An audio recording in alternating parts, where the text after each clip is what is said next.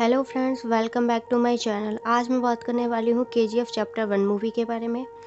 ये मूवी 21 दिसंबर 2018 में रिलीज़ हुई थी। इस मूवी को डायरेक्ट किया था प्रशांत नील ने और इसकी IMDb रेटिंग है 8.5। और यहाँ पर ध्यान देने वाली बात यह है कि मूवी का बजट सिर्फ 80 करोड़ ही था, पर बॉक्स ऑफिस पर इसकी कमाई 250 करोड़ हुई थी। 2018 में आई कन्नड़ मूवी इतनी अच्छी निकलेगी ये किसी ने सोचा नहीं था। इस मूवी की स्टोरी बहुत ही इंटरेस्टिंग है, पर थोड़ी कॉम्प्लेक्स भी है। लेकिन इसका सेकंड पार्ट देखने के लिए आपको इसका फर्स्ट पार्ट समझना होगा। इसलिए मैं आपको केजीएफ चैप्टर 1 की पूरी स्टोरी शॉर्ट पर समझाऊंगी। तो आइए देखते हैं। मूवी की शुरुआत होती है 1981 से। यहाँ इंडिया की पीएम एक आदमी का डेथ वारंट साइन करती है, ये बोलकर कि वो बहुत ही खतरनाक क्रिमिनल है और किसी को ये बात पता नहीं चलनी चाहिए। यहाँ पर बात हो रही है मूवी के मेन हीरो की, जिसका नाम है रॉकी। इसके बाद सीन शिफ्ट होता है 2018 में। यहाँ पर फेमस जर्नलिस्ट आनंद इंगलगी एक बुक पब्लिश करते हैं, जिसमें वो रॉकी की पूरी ज़िंदगी के बारे में लिखते हैं। गवर्नमेंट उस बुक को बैन कर देती है और उसकी सारी कॉपीज़ को जला दिया जाता है। उस बुक की लास्ट कॉपी किसी तरह से एक न्यूज़ चैनल वाले के हाथ लग जाती है और वो न्यूज़ चैनल वाले आनंद इंगलगी का इंटरव्यू लेते हैं, ये जानने के लिए कि उस बुक में कितनी सच्चाई है। उस बुक का नाम होता है अल बराडो, जिसका मतलब है the lost city of gold. Anand इंगलगी खुद उस बुक की कहानी बताना शुरू करते हैं। बात है 1951 की। कर्नाटका के कोलार डिस्ट्रिक्ट में कुएं की खुदाई के दौरान किसानों को कुछ अजीब से पत्थर मिलते हैं। फिर उस जगह की इन्वेस्टिगेशन करने के लिए गवर्नमेंट ऑफिसर्स आते हैं। उसके साथ सूर्यवर्धन भी वहां पर आता है, जो कि वहां का रहने वाला एक पावरफुल इंसान था। जब ये बात पक्की हो गई कि वो पत्थर सोने के हैं, तब सूर्यवर्धन ने सभी गवर्नमेंट ऑफिसर्स को मार डाला ताकि ये खबर बाहर ना जाए। जिस दिन ये घटना हुई उसी दिन पास के एक गांव में एक बच्चे का जन्म होता है, जो कि इस मूवी का मेन हीरो है। कोलार में गोल्ड निकलने से वो जगह कहलाई कोलार गोल्ड फील्ड, यानी कि केजीएफ। ये एक असली की जगह है। कर्नाटक में गोल्ड माइंस थी जो अब किसी कारण से बंद हो गई हैं। केजीएफ एक असली की जगह है, पर मूवी की कहानी असली नहीं है, ये एक फिक्शनल स्टोरी है। चलिए बात करते हैं मूवी के बारे में। सूर्यवर्धन ने उस जगह को गवर्नमेंट से 99 सालों के लिए लीज पे ले लिया और उसने वहाँ नराची नाम की एक कंपनी बनाई और सबको ऐसे दिखाया कि ये एक लाइमस्टोन माइन है, यानी कि चूने के पत्थर की खदान। सूर्यवर्धन कई सारे लोगों को नराची में लाकर ज़बरदस्ती माइनिंग करवाता था। इस कंपनी को मैनेज करने के लिए उसने 5 पार्टनर्स बनाए, जो हैं कमल, एंड्रियो, राजेंद्र देसाई, गुरु पांड्यन और सूर्यवर्धन और उसका भाई अधीरा। अधीरा को छोड़कर बाकी चारों पार्टनर्स केजीएफ से बाहर रहकर बड़े शहरों में बिजनेस संभालते थे। उसका ये गोल्ड स्मगलिंग का बिजनेस काफ़ी ज़ोरों पे चल रहा था। लेकिन 1978 में सूर्यवर्धन को हार्ट अटैक आया और उसकी तबीयत काफ़ी ख़राब हो जाती है, जिसके बाद कंपनी के सभी पार्टनर्स केजीएफ पर कब्जा करने की कोशिश का सोचने लगे। सूर्यवर्धन ने इस बीमारी के चलते अपने बेटे गरुड़ा को इस कंपनी का मालिक बना दिया, पर यह बात सूर्यवर्धन के भाई अधीरा को पसंद नहीं आई। उसने गरुड़ा को मारने की कोशिश की, पर वो कामयाब नहीं हो पाया। लेकिन गरुड़ा अधीरा को मारने में कामयाब हो गया। अब गरुड़ा इस कंपनी पे राज करने लगा। वो बहुत जालिम था, इसीलिए सभी पार्टनर्स उससे नफरत करते थे।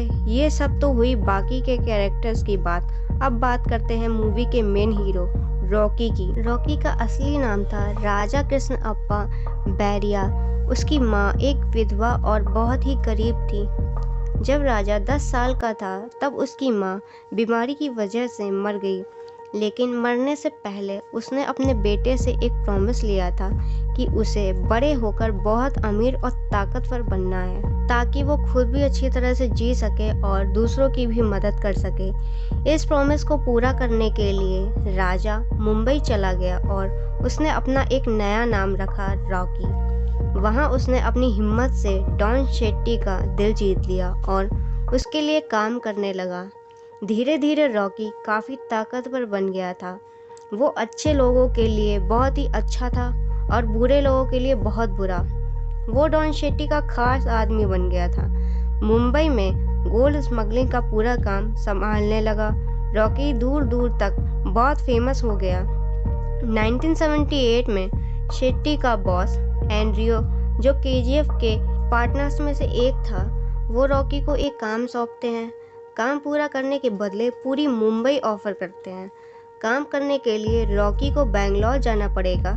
बेंगलोर में डॉक्टर राजेंद्र देसाई, जो कि केजीएफ के एक और पार्टनर्स में से एक थे, वो रॉकी से कहते हैं उसे गरुड़ा को मारना होगा। सभी पार्टनर्स ये प्लान बनाकर गरुड़ा को बेंगलोर बुलाते हैं, लेकिन गरुड़ा इस चाल के बारे में पहले से ही जानता था, इसीलिए वो पूरी तैयारी के साथ आया होता है। अगर गरुड़ा चाहता वो अपने सभी दुश्मनों को आसानी से मार सकता था, लेकिन उसने एक कसम खाई थी कि वो अपने पिता के जिंदा रहते किसी भी पार्टनर को नहीं मारेगा। इसीलिए वो बिना किसी को नुकसान पहुंचाए वापस चला गया। उसके जाने के बाद सभी पार्टनर्स के पैरों तले जमीन खिसक गई, क्योंकि उन्होंने शेर की पूंछ पर पैर रख दिया था। लेकिन रॉकी ये फैसला करता है कि वो गरुड़ा को उसी के घर में जाकर मारेगा। सभी पार्टनर्स इस प्लान पे काम करना शुरू करते हैं। वो एक अंदर के आदमी के जरिए केजीएफ की कुछ खुफिया जानकारी रॉकी को देते हैं। नराची में काम करवाने के लिए बहुत से लोगों को फोर्सफुली उठाकर लाया जाता था। ऐसे ही जब गरुड़ा के आदमी एक गांव में लोगों को उठाने के लिए गए, तब रॉकी वहां पहुंच गया और वो गांव के लोगों के साथ होकर नराची में घुस गया। वहां जाने के बाद उसे समझ में आता है कि वो जगह कितनी खतरनाक है। वहां लगभग 20,000 लोगों को कैद करके रखा था। हर किसी से 12 घंटे काम करवाया जाता था और कमजोर लोगों को मार दिया जाता था। वहां के गार्ड्स बहुत ही खतरनाक थे। रूल्स ना फॉलो करने वालों को गोली से मार देते थे।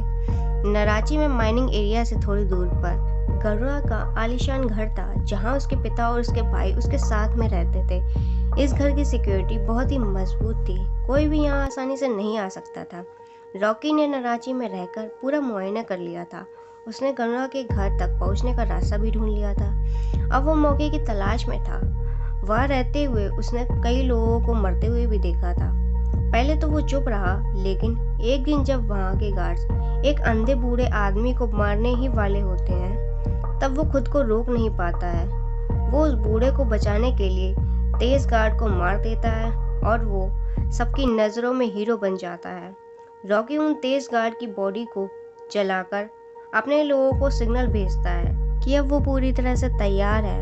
और तब एक बड़ा राज सामने आता है कि सूर्यवर्धन का दूसरा बेटा विराट अपने भाई गरुड़ा को मारने के प्लान में शामिल है।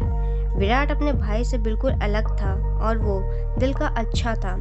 उसी ने सभी पार्टनर्स तक नराची की खुफिया जानकारी पहुंचाई थी, ताकि रॉकी अंदर घुस सके। और रॉकी का सिग्नल मिलते ही विराट भी तैयार हो जाता है।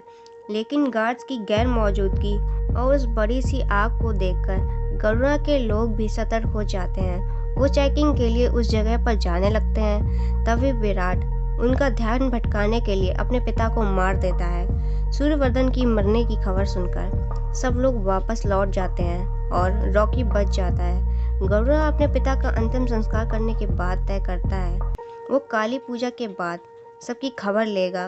गरुड़ा हर साल 3 बकरों की बलि चढ़ाया करता था, लेकिन इस बार वो बकरों की बजाय 3 इंसानों की बलि चढ़ाएगा। लेकिन ये 3 लोग उसके दुश्मन थे, जिन्हें एक खास कमरे में कैद करके रखा गया था।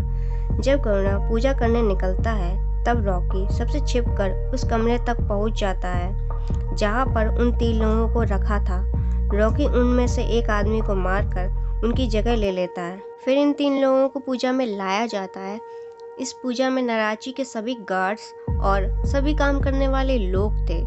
गरुड़ा पूजा शुरू करता है और इन 2 लोगों की बलि चढ़ा दी जाती है। लेकिन जब तीसरे की बारी आती है, तब रॉकी सबकी पकड़ से छूटकर गरुड़ा की तलवार लेकर उसी का गला काट देता है। रॉकी ने हजारों लोगों के सामने गरुड़ा को मार दिया था। ये खबर आग की तरफ फैल जाती है। केजीएफ के चारों पार्टनर्स ये सोच रहे थे कि वहां पर अब उनका राज होगा, लेकिन रॉकी के दिल में कुछ और ही था। वो यहाँ मुंबई जीतने के लिए नहीं आया था, उसे तो पूरा केजीएफ चाहिए था। वो चाहता तो करुणा को बेंगलोर में ही मार सकता था, लेकिन उसने ऐसा नहीं किया। रॉकी उसे पूरे केजीएफ के सामने मारना चाहता था ताकि वो वहां पर राज कर सके। करुणा के मरते ही उसके गार्ड्स रॉकी को मारने के लिए तैयार हो गए, लेकिन अब 20,000 लोग रॉकी के साथ हो गए थे, जो रॉकी के एक इशारे पर कुछ भी कर सकते थे। रॉकी के अलावा और भी ऐसे लोग थे जिनकी नज़र केजीएफ पर टिकी हुई थी। उनमें से एक था दुबई का इनायत खली और दूसरा था सूर्यवर्धन का भाई अधीरा, जो कि अभी तक मरा नहीं था। वो सिर्फ मरने का नाटक कर रहा था। ये सारी घटनाएं हुई थी 1978 में, पर ये सिर्फ आधी कहानी है। बाकी की कहानी चैप्टर 2 में दिखाई जाएगी, जिसमें रॉकी का कई लोगों से सामना होगा जो कि केजीएफ पर कब्जा करने की कोशिश करेंगे।